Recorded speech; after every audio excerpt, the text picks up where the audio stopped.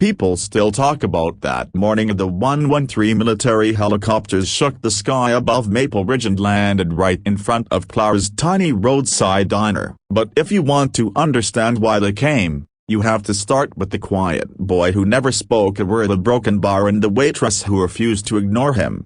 Clara noticed him the first time on a rainy Tuesday. He sat on the farthest stool near the window, sulked, shivering, and staring at the menu as if he was trying to read hopes between the lines. He looked about 10, maybe 11. Dirt smudged his cheeks, and his clothes were worn, too thin for the weather. When she walked up to ask what he'd like, he didn't answer. Not a nod, not even eye contact, just silence. Most people would have walked away, but Clara wasn't most people. She gently placed a warm bowl of chicken soup in front of him and whispered, "You don't have to talk, sweetheart, just eat." He hesitated, then devoured it like he hadn't eaten in days. From that day on, the boy returned every morning at the same time, slipping quietly into the same stool, still mute, still alone, still hungry. Clara began feeding him secretly. She'd pretend the kitchen made extra orders or that customers forgot their plates. She paid from her own pocket but always pretended it was nothing. She didn't want to scare him away.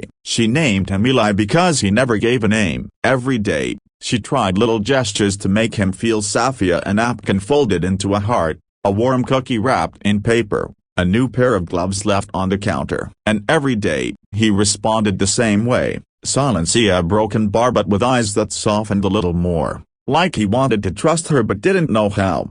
But Clara had problems of her own. The diner was struggling, bills piled up, her sister needed medicine she couldn't afford, and the landlord had warned her one more late payment and the diner would shut down. Still, she couldn't turn Eli away. Something deep inside her told her he needed her more than she needed the money. One evening, after closing, Clara heard a noise by the dumpster out back. When she stepped outside, her heart broke. There was Eli, curled up on cardboard, hugging an old backpack like it was the only thing he owned. The realization hit her hard. He wasn't just hungry, a broken bar, he was homeless. She gently stepped closer. "Eli, a broken bar, sweetheart, a broken bar. You can't stay out here. It's freezing." He flinched, clutching the backpack tighter, his eyes full of fear. Clara crouched down, hands open. "I won't hurt you. I promise. You can stay inside the diner tonight. Just warmth and a blanket, nothing more." After a long pause,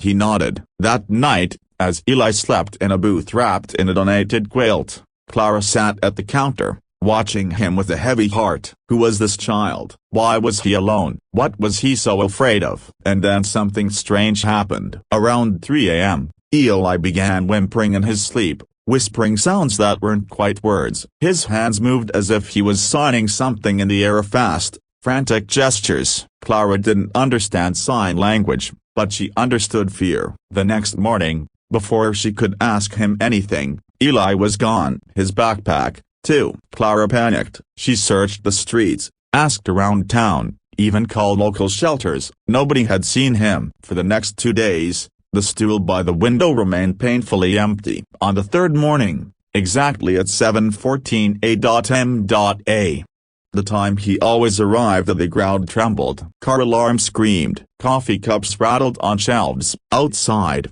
people shouted and ran to the windows. 3 enormous military helicopters were descending, kicking up dust and shaking the earth as they landed right in front of Clara's diner.